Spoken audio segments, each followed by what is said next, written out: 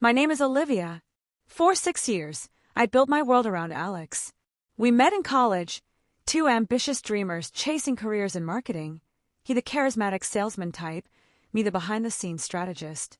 Our life together was picture-perfect. Cozy apartment in the city, weekend hikes, shared dreams of a family. I'd always been the romantic one, planning surprise dates and anniversaries, while he was the steady anchor, promising forever in quiet moments. But lately, things fell off. He'd been distant, buried in his phone, canceling plans with vague excuses about work stress. I chalked it up to his promotion hunt, but deep down, a nagging doubt gnawed at me. Still, I pushed forward with my plan, the proposal. Yes, I was going to propose to him. Why wait? We talked marriage, kids, the whole package. And unbeknownst to anyone, I was 2 months pregnant. Our little secret, or so I thought. I wanted to make it special. A family gathering at our favorite lakeside cabin, both sets of parents invited for what they believed was just a holiday weekend. The day arrived crisp and golden, autumn leaves crunching underfoot as we all piled into the cabin. My parents, Carla and Victor, beamed with their usual warmth, Dad cracking jokes, Mom fussing over the charcuterie board. Alex's folks, Brenda and Harold, were more reserved but excited, toasting to family time with glasses of wine. Alex seemed tense, but I figured it was nerves from the surprise I had brewing. After dinner, as the sun dipped below the horizon, painting the lake in fiery hues, I gathered everyone on the deck. Heart pounding, I dropped to one knee, pulling out the ring I'd saved for, a simple gold band engraved with our initials. Alex, I said, voice steady despite the butterflies, these 6 years have been the best of my life. Will you marry me? The silence that followed was deafening. His face drained of color, eyes wide like a deer in headlights. Then he laughed, a sharp, awkward bark that echoed off the water. Olivia, what is this? Are you serious? He glanced at our families, their smiles frozen in confusion. No. No, I can't. We're not there yet. My knee ached against the wooden planks, but the real pain was the humiliation blooming in my chest. What do you mean, not there? I whispered, but he was already backing away, hands up like I was holding a gun. Look, I love you, but marriage? Kids. I'm not ready. And proposing like this, in front of everyone, it's embarrassing. Embarrassing. The word slapped me harder than any rejection. My mom gasped. Dad's face reddened with protective fury. Brenda looked mortified. Harold averted his eyes. Alex mumbled apologies and bolted inside, leaving me kneeling there, ring box limp in my hand. The rest of the night blurred into a nightmare. Families tiptoed around me, offering awkward hugs and platitudes. Alex avoided me, claiming a headache. I retreated to our room, curling under the blankets, hand on my belly where our secret grew. 2 months pregnant, from a night he'd initiated, whispering how much he wanted a future with me. None of them knew. Not yet. As tears soaked the pillow, anger flickered to life. This wasn't just rejection, it was betrayal. Why the cold feet? Why humiliate me? I grabbed my phone, scrolling through our messages for clues. That's when I saw it. A notification he'd left open on his laptop earlier. A dating app alert. My blood ran cold. I hacked in easy, since we shared passwords. There it was. Profiles, messages, dates.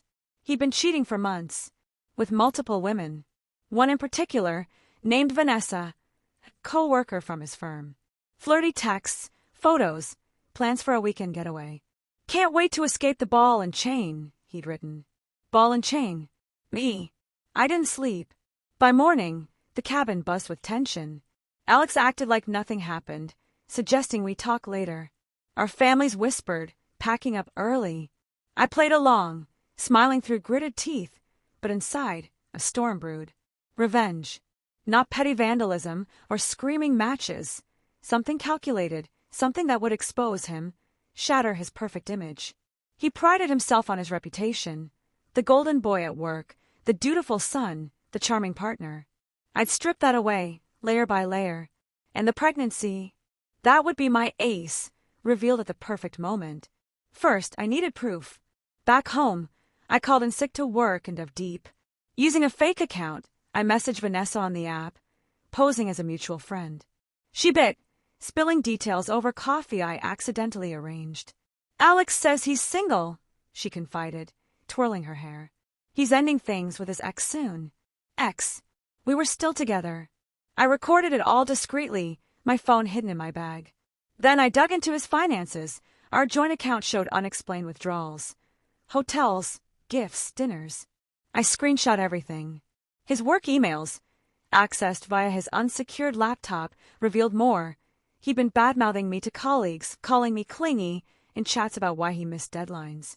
The puzzle pieces fit. He'd been planning his exit, using me as a safety net while lining up replacements. But the real bombshell came from his family.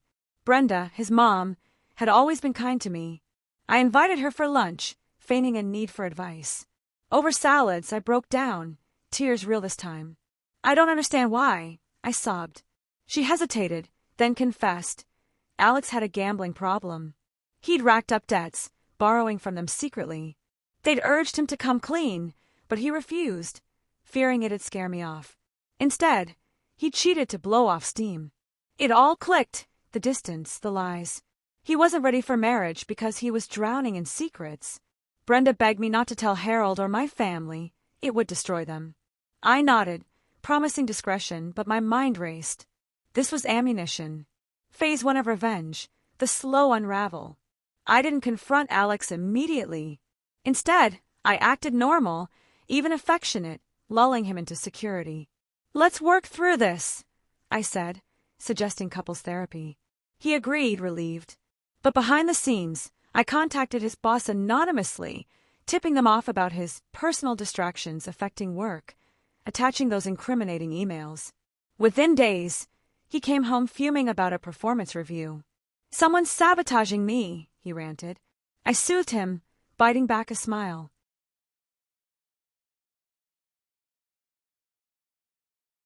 Next, Vanessa.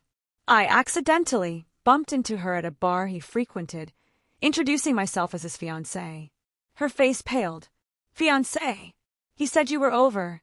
I showed her the ring, still in my possession, then the texts. She stormed out, but not before promising to end it. That night, Alex's phone blew up with her furious messages. He accused me of spying. I denied it innocently. Cracks formed. The pregnancy remained my secret weapon. At 8 weeks now, morning sickness hit hard, but I hid it.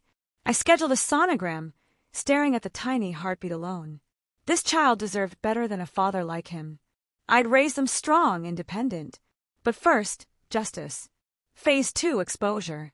I planned a reconciliation dinner at a fancy restaurant, inviting both families again. To clear the air, I explained.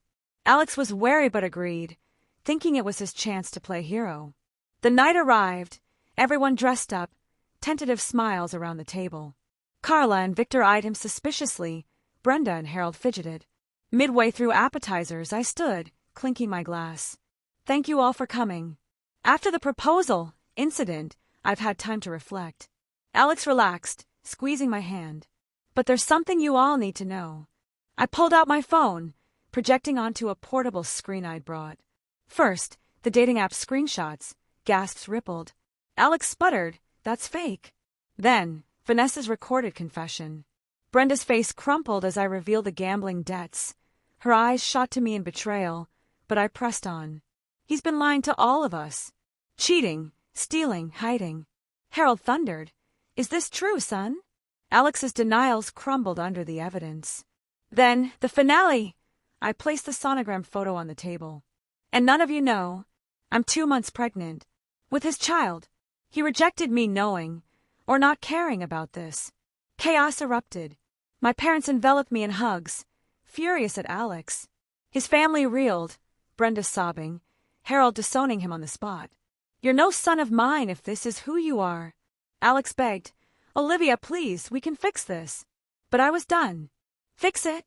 You humiliated me, betrayed me. Now everyone sees you for what you are. I walked out, head high, families trailing in shock. In the weeks that followed, the fallout was sweet. Alex lost his job. The anonymous tip led to an audit revealing he'd expensed personal items. Vanessa ghosted him. His parents cut him off, forcing him to face his debts alone. He moved into a dingy apartment, begging for reconciliation via texts I ignored. I filed for child support preemptively, my lawyer ensuring he'd pay dearly. Me. I thrived. Moved in with my parents temporarily, their support unwavering. Started a blog anonymously about my story. It went viral on Reddit, thousands upvoting the revenge. Petty? Maybe, I wrote, but necessary. Job offers poured in after I pivoted to freelance consulting. And the baby? A girl, due in summer. I'd name her Aurora for new beginnings. Looking back, that rejection was a gift. It unveiled the monster beneath the charm. Now I'm free, fierce, and ready for whatever comes. Alex! Last I heard, he's alone, scrolling dating apps desperately. Karma's a bitch, and I serve it cold.